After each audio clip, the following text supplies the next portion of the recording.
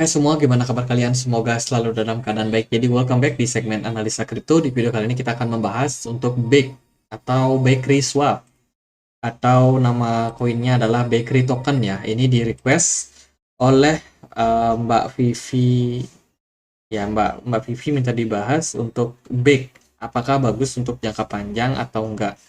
Jadi hari ini Bakery Swap atau Bakery Token itu diperdagangkan di kisaran harga 1.400. Market agak sedikit turun teman-teman, 1% ya, lumayan. Kalau kita lihat dari pergerakan Bitcoin juga masih cenderung turun.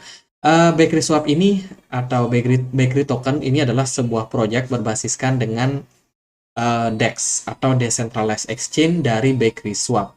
Penyedia likuiditas yang memberikan imbalan token Bake dan dapat digunakan sebagai bagian dari biaya perdagangan di Bakery Swap dan juga berpartisipasi dalam pemungutan suara atau DAO yang mereka punya.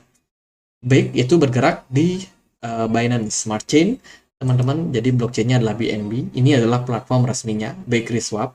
Nah, fungsinya buat apa sih? Ini mirip seperti exchange pada umumnya. Teman-teman bisa melakukan swap token atau swap coin ya.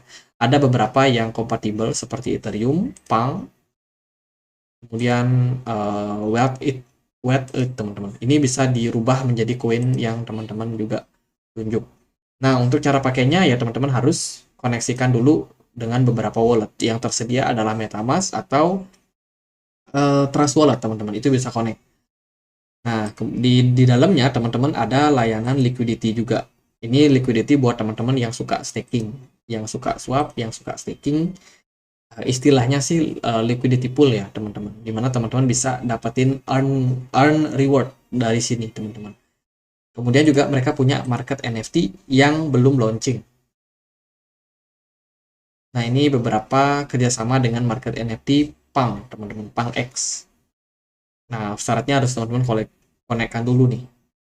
Jadi fungsinya sangat simpel, sederhana ya. Jadi nggak niko-niko, gampang banget teman-teman.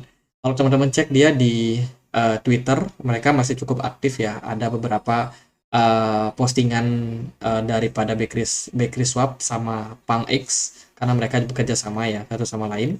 Dan rata-rata postingannya ya itu aja sih, nggak terlalu banyak teman-teman. Yang namanya Project DEX, Project DeFi itu cenderung ya di situ-situ aja sih kalau menurut saya.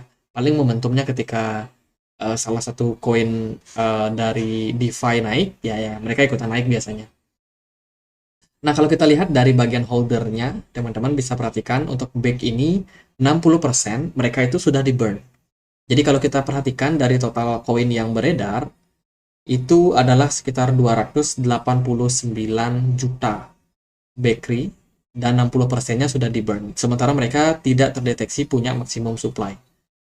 Nah, kalau kita perhatikan daripada jumlah token yang sudah di burn ini, harusnya kan kalau orang yang baru masuk ke market diiming-imingi, wah koin ini bisa di burn. Kalau koinnya di burn nanti harganya naik.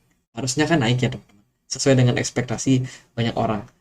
Nanti kita akan lihat gimana harganya. Kemudian di wallet nomor 2 mereka ada di hot wallet Binance. Ini biasanya orang-orang yang nyimpan di exchange Binance, entah itu dalam posisi staking atau yang lainnya. Jadi kalau kita lihat dari torehan jumlahnya sekitar 26%, teman-teman, itu terus mengalami akumulasi. Artinya ada yang melakukan pembelian sejak 2021 sampai Agustus 2023 ini. Retail cukup aktif melakukan pembelian. Wallet nomor 2 ini ada dengan kepemilikan sekitar 3%. Kita cek sebentar. Kalau kita lihat dari wallet ini, dia terus distribusi barang. Ini adalah ya bisa dibilang wheels ya. Institusi atau siapapun itu yang punya kepemilikan BAKE paling besar, sekitar 3% untuk perseorangan, teman-teman, dia distribusi barang. Itu teman-teman yang bisa teman-teman perhatikan. Kalau kita lihat dari pasar BAKE, dia udah cukup luas, ada di Binance, PancakeSwap, Get.io, dan Bitget. Jadi untuk likuiditas nggak terlalu masalah. Lalu bagaimana untuk pergerakan harganya? Turun terus teman-teman. Sejak BAKE sendiri rilis di 2021, dia rilis di bear market ya, bukan timing yang bagus. Harga BAKE terus mengalami penurunan. Even tadi kita cek dia sudah melakukan burning, tapi ternyata nggak ngaruh sama pergerakan harganya. Ini membuktikan bahwa kalian jangan terlalu terpengaruh atau mudah dipengaruhi oleh siapapun yang bilang kalau koin di burn itu pasti akan naik. Ya bisa naik, tapi dengan syarat yang pertama tren marketnya mendukung, dan yang kedua biasanya adalah fundamental. Kalau fundamentalnya tidak mendukung, mau koin di burn berapa kali pun, kalau dia nggak punya use case, nggak ada fungsi, ya harganya juga nggak bakalan terlalu ngangkat, teman-teman. Mungkin ngangkat sebentar, tapi setelah itu dibanting lagi. Nah, back sendiri kalau menurut saya, kalau kalian mau jadikan tempat investasi, itu cukup beresiko. Tapi kalau teman-teman belinya sekarang, kemungkinan resiko itu terminimalisir, karena dalam beberapa waktu ke depan kita akan masuk ke fase halving Bitcoin. Di sana biasanya memang beberapa koin bakal naik. Jadi kalau andai kata durasinya nggak lama, teman-teman simpan paling cuma beberapa bulan atau setahun, 2 tahun lah maksimal, itu mungkin berpotensi untuk kalian bisa profit. Tapi menurut saya ini high risk, tinggi resiko. Jadi lebih baik cari koin-koin yang memang udah nyata-nyata dalam tren yang bagus naik, teman-teman. Karena BIG ini menurut saya trennya masih downtrend dan fase yang cukup lama. Bahkan sekarang pun volume perdagangannya udah naik, tapi BIG masih belum terlalu ngangkat pergerakan harganya.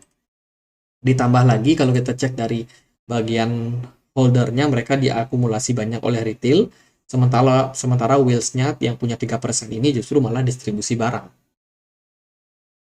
Nah, yang namanya project kripto yang turun itu nggak selamanya turun. Pasti akan ada momentumnya untuk naik. Tapi kalau andai kata BIG ini naik, please jangan FOMO. Jangan beli di pucuk, teman-teman. Karena biasanya ketika BIG udah naik lumayan tinggi, dia akan turun lumayan dalam juga. Bahkan bikin all time low yang baru. Kalau kalian perhatikan riwayat-riwayat BIG, dia pernah naik sampai 200% dalam beberapa hari, teman-teman. Lumayan tinggi, ya kan?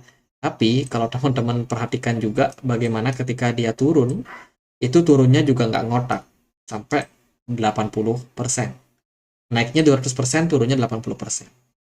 Jadi kalau kita perhatikan dari riwayat-riwayat sebelumnya, BIG ini juga cenderung cukup volatile pergerakannya. Ini dia naik sekitar 200% lagi.